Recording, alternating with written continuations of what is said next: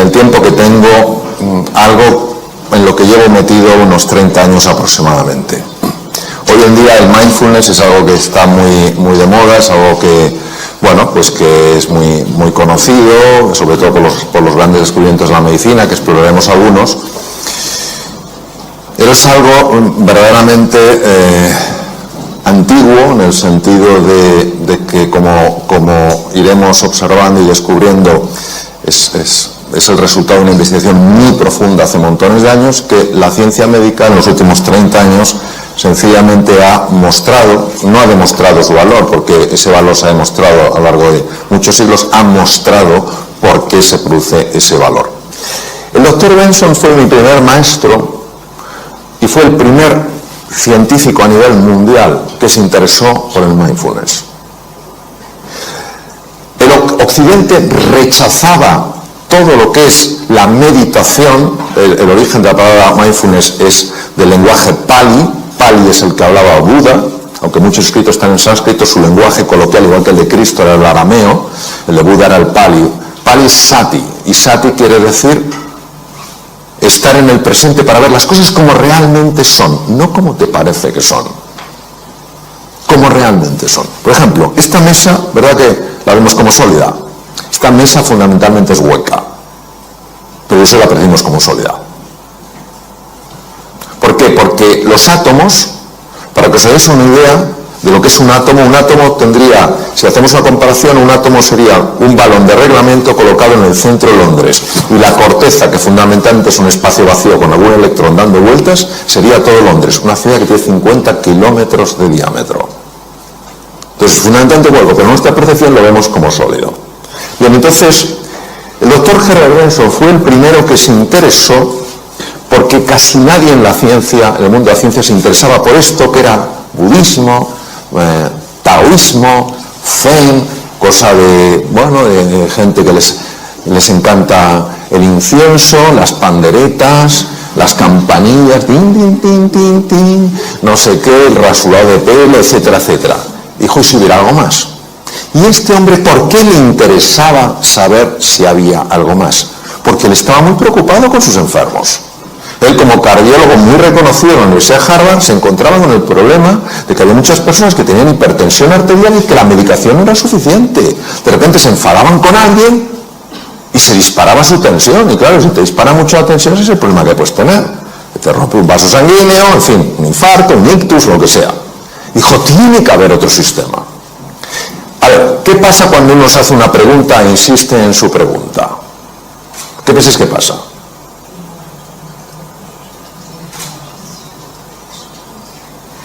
Que alguien diga algo, lo que sea, hasta ahora. ¿Qué pasa? Pues normalmente encuentras una respuesta, ¿no? Empiezas a buscar, preguntas, Teresa, ¿tú sabes la respuesta? Pues mira, lo sabe, José María, lo sabe. No sé qué, al buscar, ¿qué tal? Bueno, entonces este hombre empezó a buscar y se hizo la siguiente pregunta. ¿Puede haber algo que no contemple la realidad médica, pero que pueda tener un impacto en la hipertensión arterial? ¿Puede haber algo que tenga la capacidad de mejorar la función cardíaca, de proteger al corazón y que sea desconocido por la ciencia médica? Es decir, en la realidad médica, ¿qué hay? Pueden existir vacíos. Y este hombre, en aquella época, pionero a nivel mundial, el primero que hizo a nivel mundial, se fue a Dharamsala, hasta 7.000 pies de altura en la India, porque sabéis que la comunidad tibetana fue expulsada y martirizada por los chinos en el 59. Quemaron 6.000 de los 9.000 monasterios, esto es una cifra, y se fue allí y empezó a estudiar, con un permiso del actual Dalai Lama, empezó a estudiar qué hacían los monjes. Porque le habían llegado ideas, a través sobre todo de un libro, de que los monjes eran capaces de activar ese sistema del que hablabas tú, Santiago, que es el sistema que protege al organismo, el sistema parasimpático. Yo me acuerdo, hablando con él en su despacho, y en aquella época estaba en el Dícones en trasplante hepático, y él seguía como cardiólogo en el Dícones. Y entonces me acerqué y recuerdo que me dijo, "Man, you've got to stop the train of disturbing thoughts which enter into consciousness without being invited." Digo, ¿qué le daste, hombre? Tenemos que parar el tren de pensamientos perturbadores que entran sin nuestro permiso en la conciencia. Yo en aquel momento, un joven cirujano, interesado por estos temas, pero sorprendido, dije, ¿pero qué tendrán que ver los pensamientos en todo esto? Y él me dijo en su despacho, mira, yo entreno a los enfermos que van a cirugía cardíaca en esta metodología que aprendí en el Himalaya. Y sabes el resultado, que cuando están en la UBI, inconscientes, intubados, su corazón tiene muchos menos problemas y muchas menos arritmias que si no se han entrenado. Y lo que les altera es la mente. Claro, este fue el primero que me puso una luz delante de los ojos y dijo, ¿de qué estamos hablando? Entonces empecé a tirar del hilillo, claro. Todos nosotros, cuando estamos cómodos, cuando estamos con buena salud, cuando estamos tal cual, bueno, pues la vida transcurre, discurre y fluye. Pero llega un momento en el que aparece algo que perturba nuestra vida, una tormenta. Puede ser de salud, puede ser un desengaño, puede ser una pérdida económica, puede ser mil cosas. Aparece una tormenta en nuestra vida. Y aquí entra un patrón reactivo típico del ser humano. Pero no del Homo sapiens sapiens, sino del Homo demens. De eso que decía el príncipe Gautama Siddhartha, Sakyamuni Buda, que teníamos perturbado. De eso que hablaba Lao Tzu, que no funcionaba bien en la mente. ¿Qué ocurre? Pues que emprendemos un proceso de enfrentamiento a eso que nos pasa. Nos enfadamos, nos ponemos de los nervios, empezamos a encogernos, a empequeñecernos, notamos como el estómago se hace un nudo, nos duele la cabeza, mil cosas. Esto es lo que el profesor Hans Selye, de origen húngaro, llamaba la fase de resistencia. Es decir, o te irritas, eres un desgraciado por lo que me has hecho, es que o huyes o te haces chiquitín, te quedas bloqueado. Y el profesor Hans Selye decía que esto, con el tiempo, te podía llegar a hacer enfermar. Para que os hagáis una idea de la intuición y finura científica del profesor Selye, hoy la Universidad de Harvard, que es la pionera en el mundo en estos estudios, pionera y la que más experiencia tiene en el mundo, ha demostrado que entre el 60 y el 90%, fijaros la cifra, 60-90% de las consultas a médicos generales en el mundo occidentalizado tienen que ver con estar viviendo aquí. Curioso que en 6 años de carrera, la carrera la hice en España, aunque luego la convalidación la hice en Estados Unidos, los 6 años de carrera nadie me dijo que la tensión emocional podía generar enfermedad. 60-90%. Y en base a este tema, otro de los grandes científicos empezó a estudiar qué ocurría en el cerebro. Entonces, 3 estructuras, olvidar el cerebelo, que es el que está atrás, 3 estructuras que son muy importantes. La primera es la corteza prefrontal. La corteza prefrontal es la que nos permite ser eficientes en la vida. Cuando tú eres fino tomando decisiones, cuando estás entendiendo las cosas con profundidad, cuando aprendes cosas nuevas, casi, no con todo el esfuerzo que normalmente algo nuevo lleva, sino que notas que vas fluyendo, es que la corteza prefrontal funciona excepcionalmente bien. Pero la corteza prefrontal está afectada fundamentalmente por esta estructura llamada amígdala, que nada tiene que ver con estas, que es un núcleo, o es un grupo de núcleos en el lóbulo temporal, está a la altura de las orejas, de tal manera que cuando la amígdala se activa, que es nuestro detector de peligro, acordaros, estoy plácidamente, pum pum, aparece la tormenta, cuando yo la tormenta la vivo como una amenaza y me resisto a ella, luchando, yéndome para atrás o haciéndome pequeñito, cuando la amígdala se activa de esa manera, bloquea la corteza prefrontal de tal manera que ni me entero de lo que tengo que hacer, ni puedo encontrar nuevos caminos para hacer frente al desafío, ni puedo aprender cosas nuevas. En el mundo VUCA, volátil, incierto, complejo y ambiguo actual, en el que todos estamos, y que muchas personas están viviendo como una amenaza, es normal que haya caído la productividad, haya caído la creatividad y se estén dañando las relaciones interpersonales. ¿Qué se hace desde la medicina? Ansiolíticos y antidepresivos para neutralizar la amígdala. No digo que en algunos casos no estén indicados, pero ¿y si hubiera un sistema más natural para neutralizar la amígdala? Y luego otra estructura aquí que tiene forma de cabito mar, que se llama hipocampo, y el hipocampo es uno de los grandes reguladores de la amígdala. Si el hipocampo baja de tamaño, la amígdala es más activa, es decir, nuestro detector de peligro salta antes. Por ejemplo, ¿qué tal estás? ¿Por qué? ¿Entendéis? Ha saltado demasiado. Probablemente porque el hipocampo está pequeño. Os voy a dar dos cosas importantes. El hipocampo aumenta de tamaño con el mindfulness. Esto lo demostró la doctora Lazar, que trabaja también en Harvard, en el Hospital General de Massachusetts. El hipocampo aumenta de tamaño con el mindfulness y también con el ejercicio físico. Las personas que hacen ejercicio físico normalmente toleran mucho mejor ciertos embates de la vida, notan que están más tranquilos. ¿Por qué? Porque su amígdala está más controlada por el hipocampo. Cuando una persona está súper tensa, súper estresada y no encuentra sus espacios de calma, esos espacios de silencio, baja el tamaño físico del hipocampo porque mueren neuronas y la amígdala se enloquece, entonces se vuelve una persona más reactiva. La belleza del mindfulness actuando sobre el hipocampo, como demostró la doctora Lazar en el Mass General, es que al engrosar el tamaño, al haber más neuronas, porque aquí sí se forman más neuronas, al haber más conexiones, es más difícil que las tormentas de la vida, que a todos nos sacuden en un momento u otro, de mayor o menor intensidad, te desequilibren, te enajenen, te saquen del eje.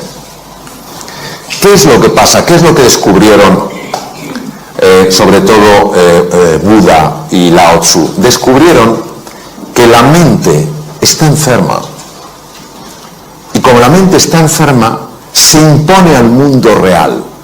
El mundo real es uno, pero yo construyo un mundo mental que se superpone al mundo real y lo bloquea. Os pondré un ejemplo, porque si no esto es un poco raro.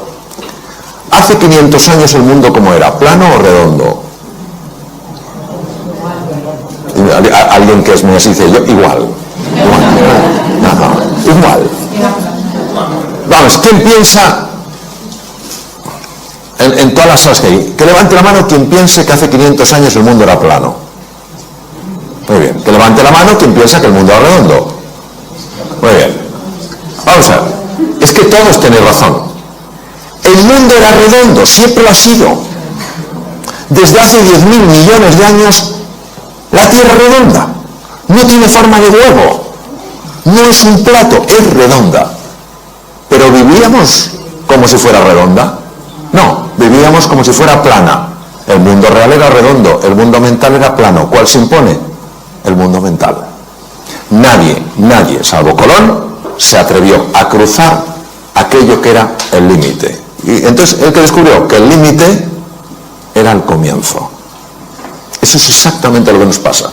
Entonces, en lugar de pensarlo en la tierra plana, imaginaros cuando tú te miras en el espejo y no te gustas. Y dices, es que estás viendo tierra plana. Lo siento, tú eres mucho más que lo que ves.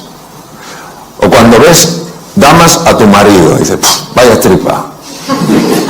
Estás viendo tierra plana. Tu marido es mucho más que eso. O cuando ves a tu mujer y dices, que llevo ya tanto tiempo con ella, está viendo tierra plana. Hay algo mucho más profundo. O cuando miras al mundo, es que todo es lo mismo, tierra plana, hay un mundo redondo.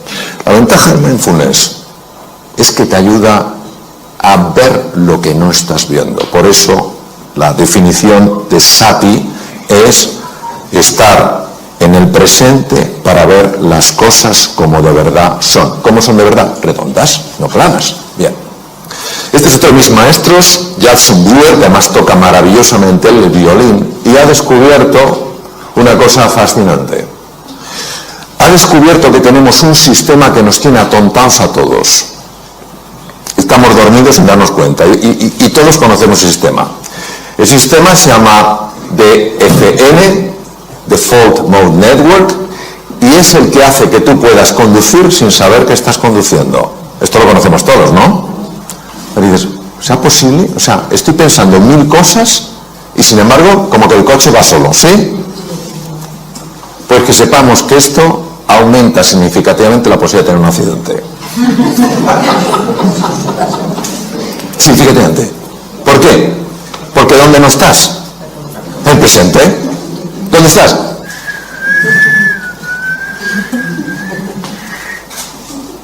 Jason Brewer es psiquiatra y es neurocientífico. Estudiando con electroencefalografía y con resonancia funcional magnética, ha observado que hay un circuito que es el que hace que vayamos en piloto automático. Pero no solo vamos en piloto automático conduciendo, estamos en piloto automático cuando estamos hablando con otro. Estamos hablando con una persona, estamos con piloto automático, porque no estamos ahí. Eso sí, dejamos la cara puesta, pero la olla no la llevamos a Camboya. La cara se queda. Como cuando vamos en el coche. La cara está, las manos también, pero tú no estás. Y él se ha dado cuenta que con la práctica del mindfulness es espectacular su trabajo. Con la práctica del mindfulness se consigue reducir la intensidad de este circuito y activar otro circuito que es el más importante para ver las cosas como son y para tomar las decisiones que a ti te ayudan para salir adelante, para mejorar tu productividad, para ser más creativo, para ganar más dinero, para ser más cariñoso con los demás. Es sorprendente porque hace 2500 años estos científicos de la mente lo intuyeron. Hoy la ciencia lo muestra. Es lo único que hace, no lo descubre, lo muestra. Desvela lo que estaba velado. ¿Qué pasa con el mindfulness? Que en el mindfulness tú al principio te ves aquí, crees que no hay nada especial, parece que solo cerrar los ojos, y entonces poco a poco, conforme vas practicando, empiezas a ver cosas que antes no veías, ni siquiera podías predecir desde aquí. Por eso, cuando una persona, le comentaste a Santiago, dice, yo lo que quiero es mejorar mi salud, yo lo que quiero tal cual, está generando una tensión que impide que veas esto.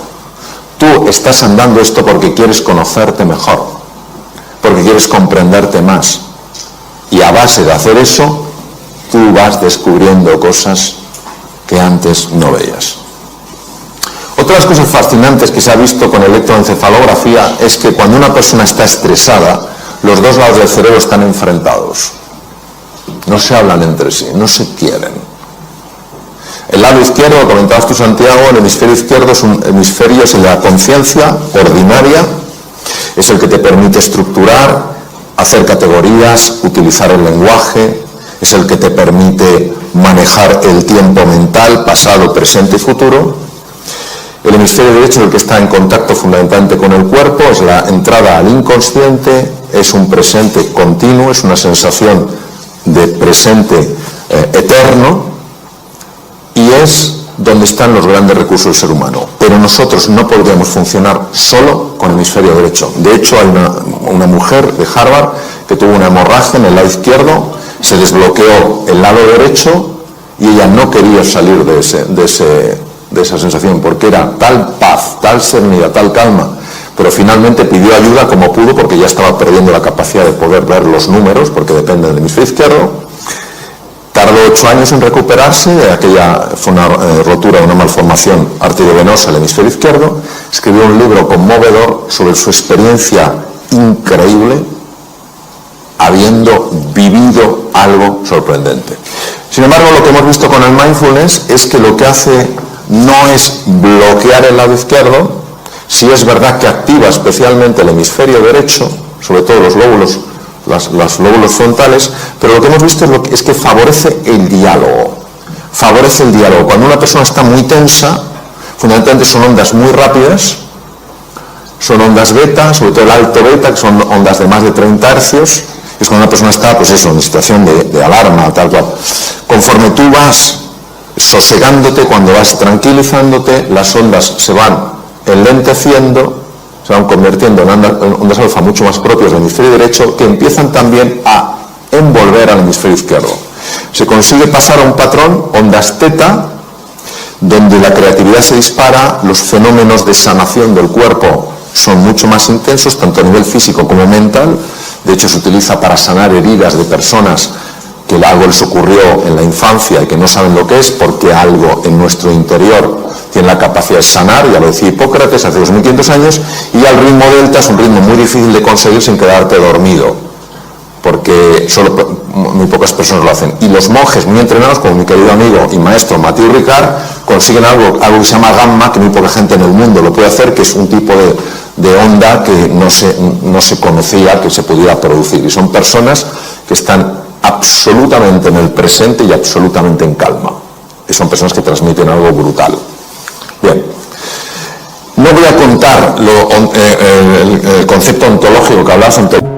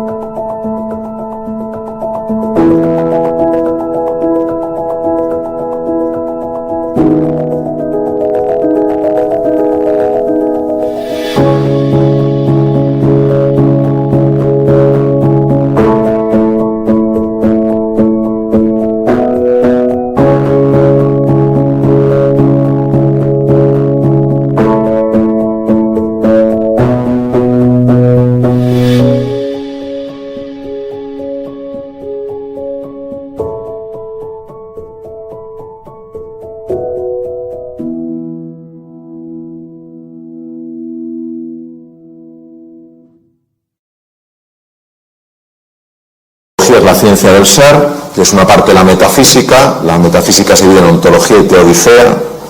Entonces, si voy a hablar de qué hacen los pensamientos. Los pensamientos son como olas en el mar. Llega un momento en que pueden ser tremendamente perturbadores. ¿Qué es lo que hace el mindfulness? El mindfulness lo que hace es, te convierte en un submarinista. Es decir, si tú estás aquí, te están los pensamientos y van como una ola. Cuando nos hemos bañado en aguas un poquito agitadas, sabéis que es que no tiene nada que hacer. La ola te iba para allá, te iba para allá, etc. Pues igual los pensamientos. Empiezas a angustiarte por el futuro, empiezas a lamentarte por el pasado y te van para acá, para allá. Entonces, lo que hace el mindfulness es, no luches con los pensamientos, pero fijaros, por eso cuando dicen, no, es que el mindfulness lo que hace es que la mente no produce pensamientos. ¡Qué tontería! La mente dualista sigue produciendo olas y tú no te enfrentas a la ola. No, yo no tendría que tener este pensamiento. No, tú lo que haces es, te metes bajo el agua. ¿Qué hacemos cuando estamos en la playa, cuando estamos nadando y viene una cojola? ¿Hay alguien que diga, ¿a qué no puedes conmigo? No, ese grado de estupidez no existe. ¿Qué hacemos todos? Nos zambullimos porque la ola pasa por encima. Por lo que hace el mindfulness es te zambulle, te mete dentro. Entonces observad que cuando estás un poquito más abajo y miras hacia arriba, claro que ves los pensamientos, claro que ves las olas, pero ya no te arrastran. Ya estás en estado de meditación, ya estás en estado de profundización.